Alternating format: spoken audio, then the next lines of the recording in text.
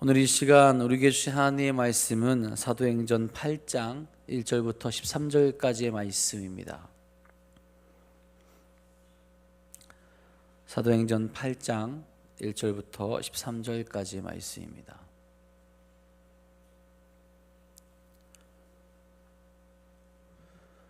오늘 우리에게 주신 하나님의 말씀 다 같이 한 목소리로 받들어 읽도록 하겠습니다.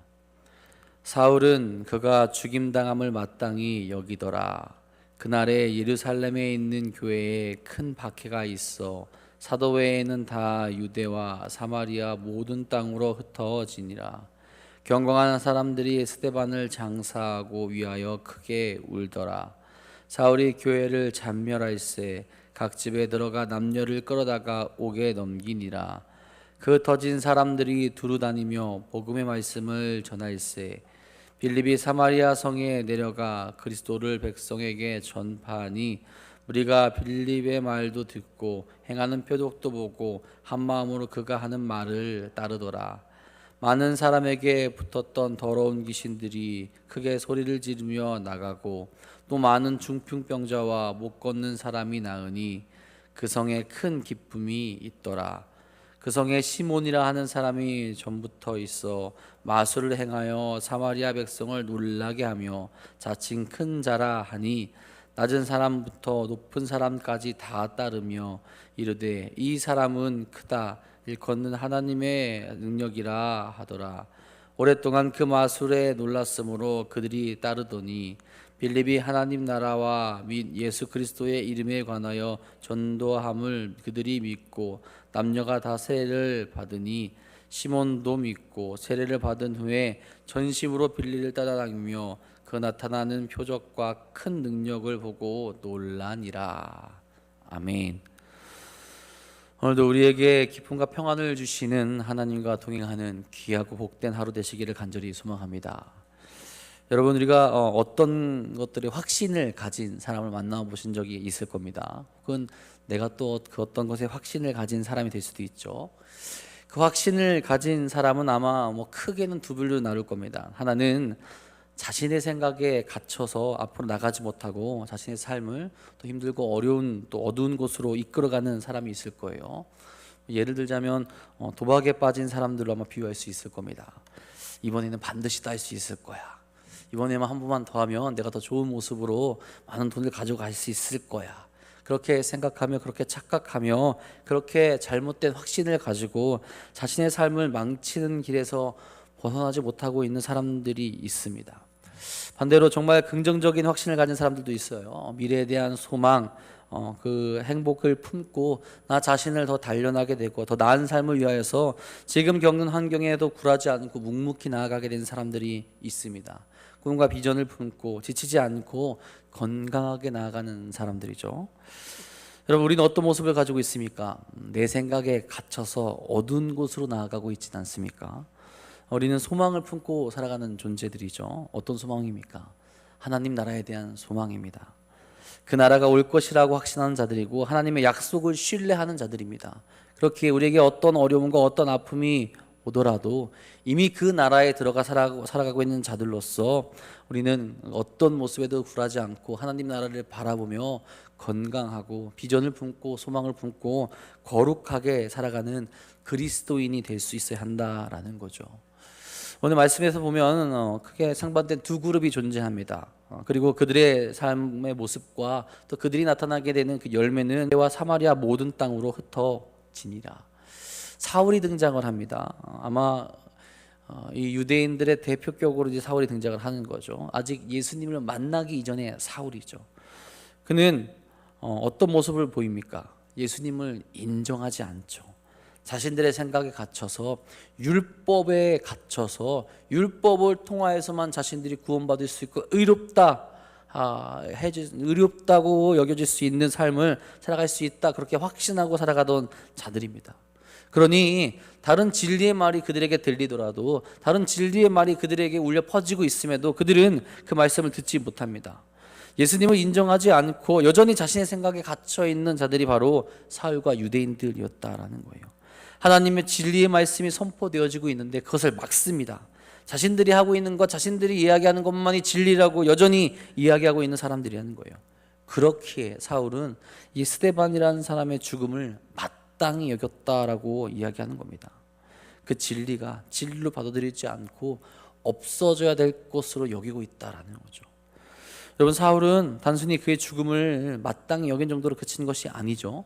스데반의 죽음과 깊게 연관되어 있다는 것을 짐작케 하는 것이 7장 마지막 부분에 나오게 되죠. 스데반은 돌로 칠 때 증인들이 그들의 옷을 벗어서 사울의 앞에 두었다라고 나와 있지 않습니까? 그들의 인솔자와 같은 모습을 보입니다. 또한 스데반의 죽음을 시작으로 본격적인 박해가 시작되는 모습이 나타나게 되죠. 박해가 시작되자 모든 이들이 유대와 사마리아 땅으로 흩어졌다라고 나와 있습니다. 그 박해의 시작을 누가 연 겁니까? 사울이 연 거죠.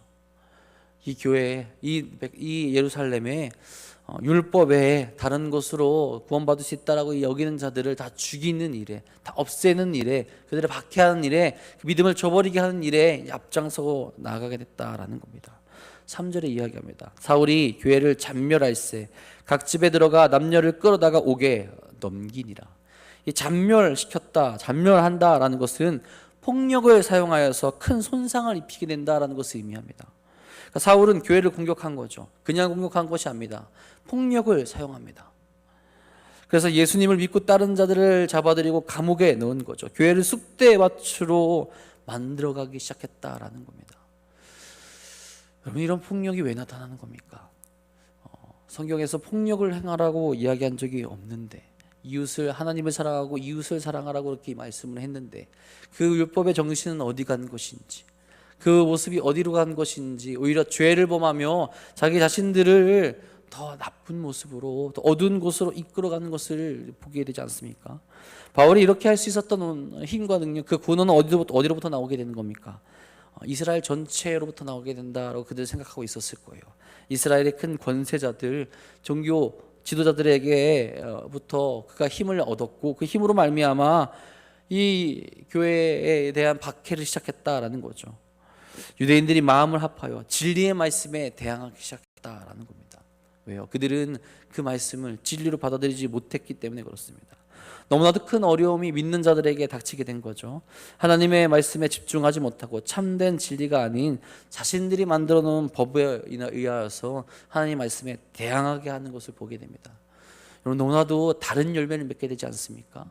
내가 생각하고 내가 바라는 열매를 맺고 싶어하고 하나님이 원하시고 하나님께서 뜻하시는 열매는 맺지 못하는 모습이 이들에게 나타나게 됩니다.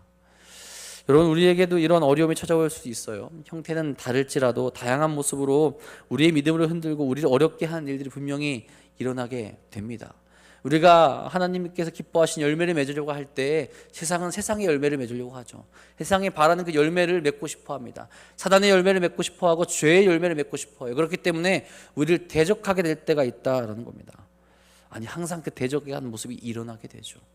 그때 우리가 어떤 모습으로 나아가겠습니까? 우리가 소망을 잃지 않고 기쁨과 감사한 가운데로 주님께서 기뻐하신 열매를 맺기 위해 언제나 나아갈 수 있는 여러분이 될 수 있기를 간절히 소망합니다.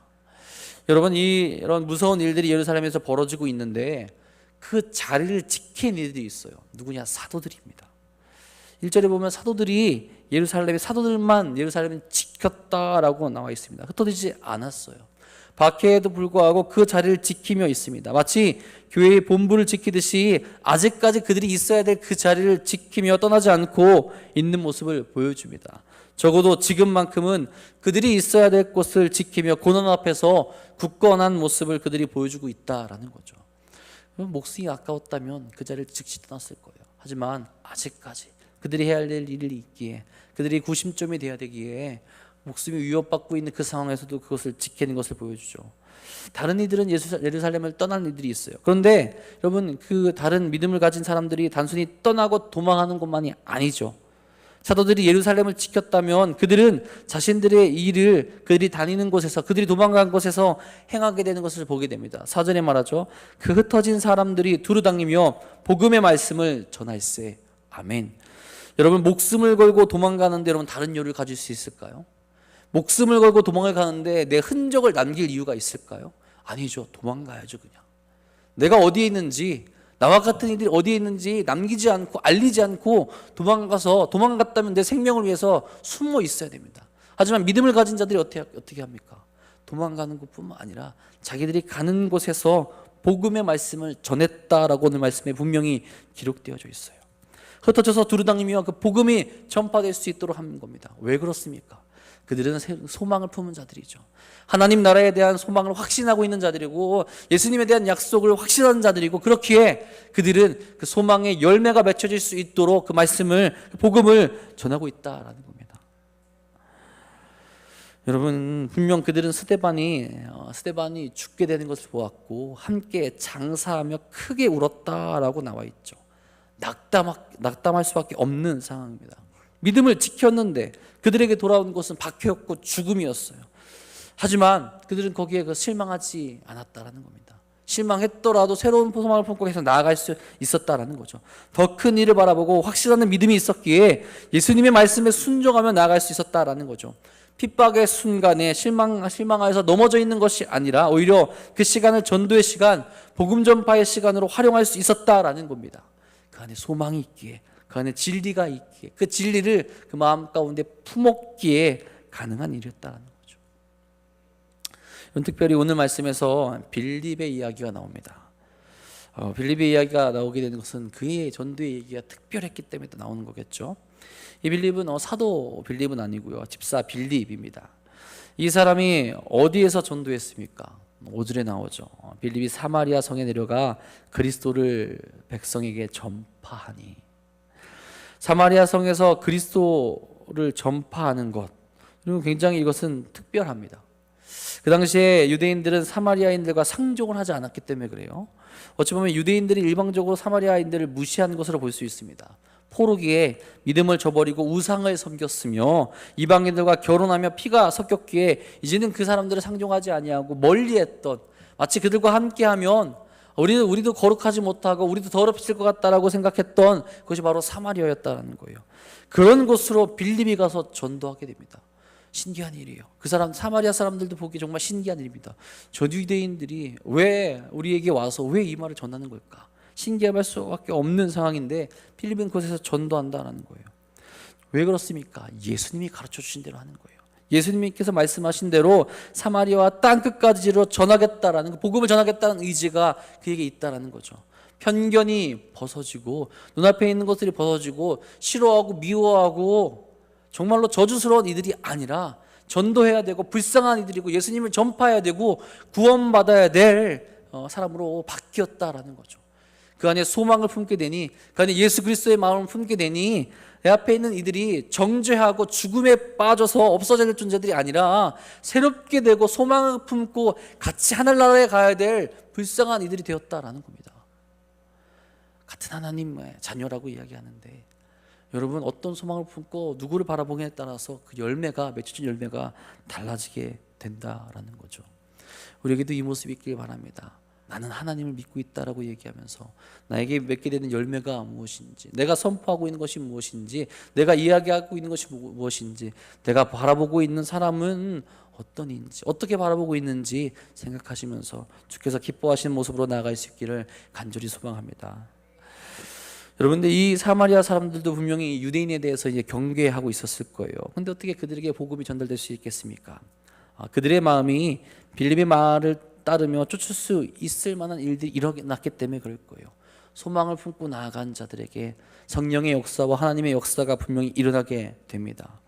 유대인이 왔다는 것도 신기할 텐데 빌립인 그저 온 것이 아니라 그 복음의 말씀을 선포하고 말씀을 선포하는데 표적도 나타나게 됩니다. 성령의 능력으로 말미암아 그들이 알지 못하는 세상을 그들이 경험하게 됐다라는 거예요. 6절입니다. 우리가 빌립의 말도 듣고 행하는 표적도 보고 한 마음으로 그가 하는 말을 따르더라. 하나님의 말씀이 선포되는 곳에 여러분 귀신이 떠나가는 것이 나타나게 됩니다. 병이 낫게 되는 것을 보게 됩니다.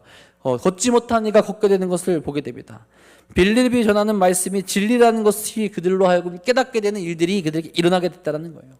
성령의 능력을 통하여서 일어난 표적이 유대 사람들과 사마리아 사람들 사이에 고를 뛰어넘게 되는 일들로 그들에게 비춰지게 되었다는 거죠. 그러면서 복음을 믿는 일이 그들에게 일어나게 되었다는 거죠.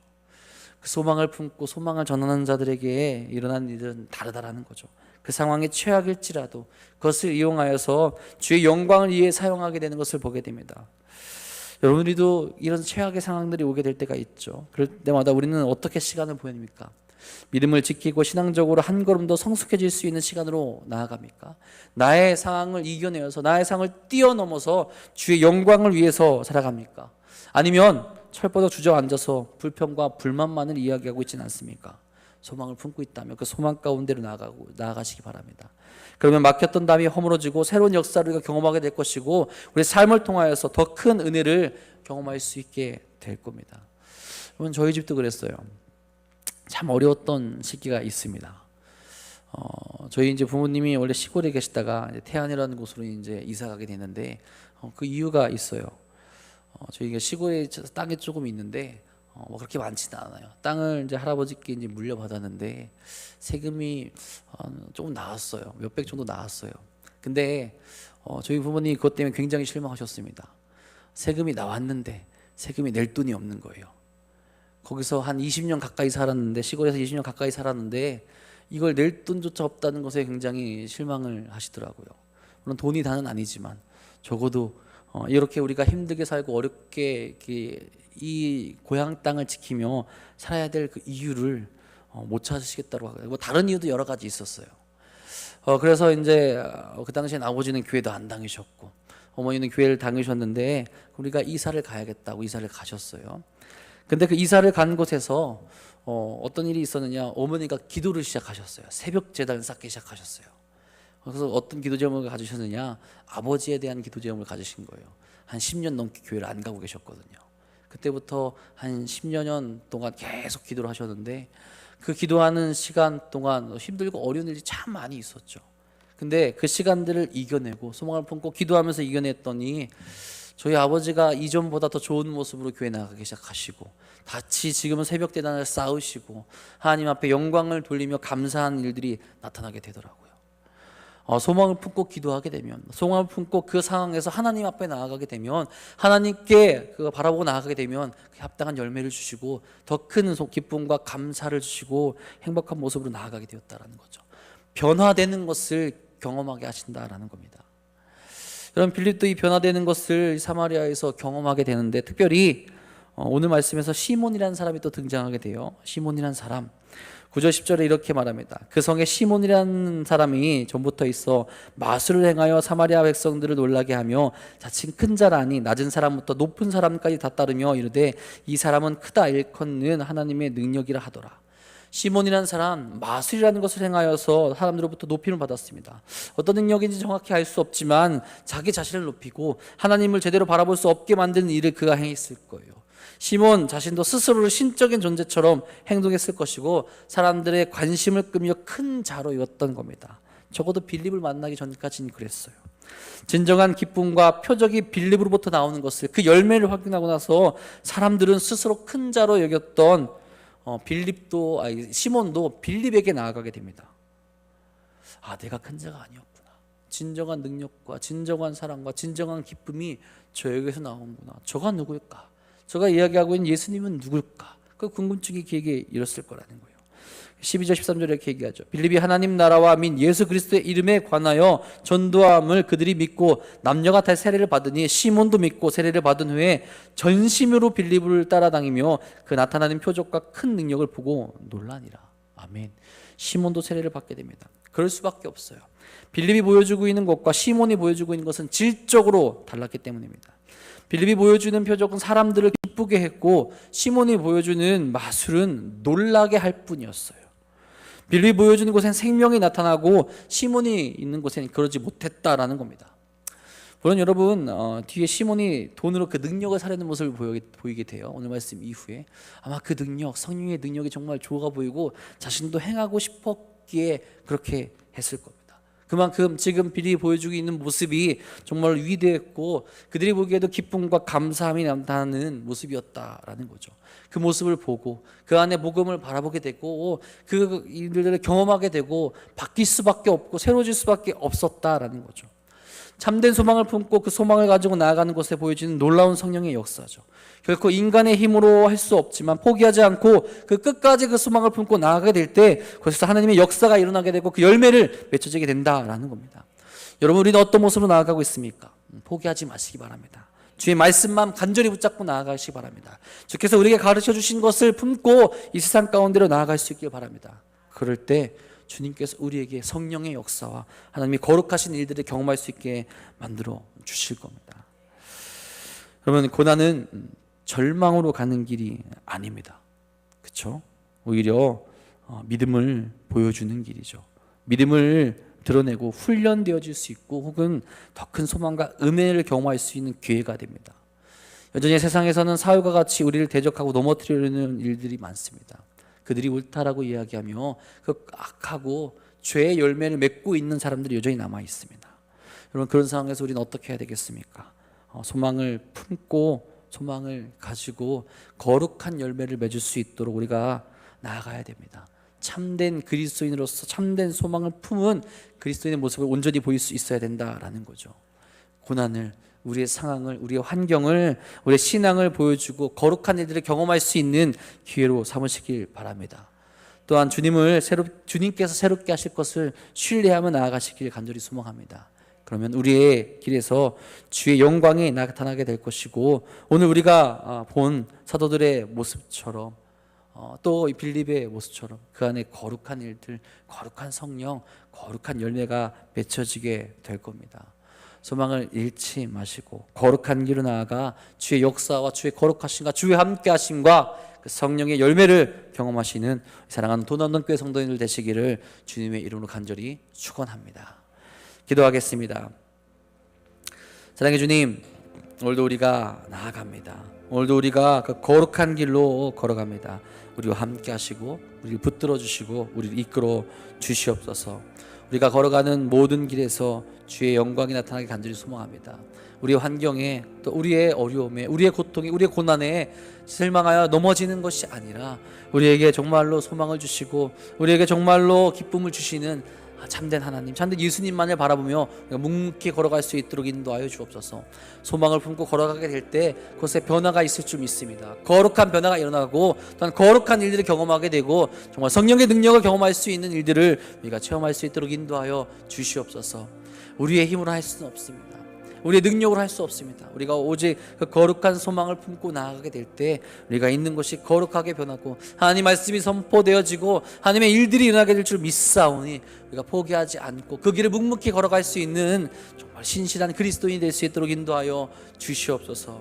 우리를 막고 있는 것이 무엇입니까? 우리를 넘어뜨리려고 하는 것이 무엇입니까? 사울과 같이 세상의 많은 세력들이 우리를 넘어뜨리려 하지만 그 세력에 실망한 것이 아니라 더 큰 하나님의 나라를 바라보며 더 큰 소망을 바라보며 담대히 나아갈 수 있는 믿음의 사람들이 될 수 있도록 인도하여 주시옵소서.